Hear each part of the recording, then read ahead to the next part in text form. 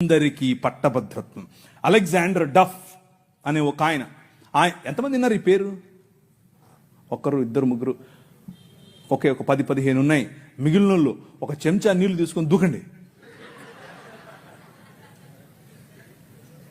Alexander అంటే పొరపాటున మీరు ఆ గ్రీకు ఒక ఆయన వచ్చాడు గుర్రం వేసుకుని, ఆయన అనుకుంటారు కాదు, ఈయన వేరే. అలెగ్జాండర్ డఫ్.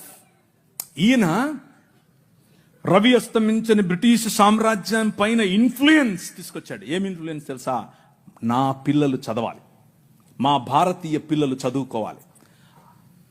వీళ్ళు అన్నారు, ఎందుకు, మాకు అవసరం లేదు, మీ పాశ్చాత్య విద్యతో మేమేం చేస్తాం, మేము మంత్రాలు చదువుతాం. ఆయన అన్నాడు, మంత్రాలకు చింతకాయలు నైరాల్తా హై.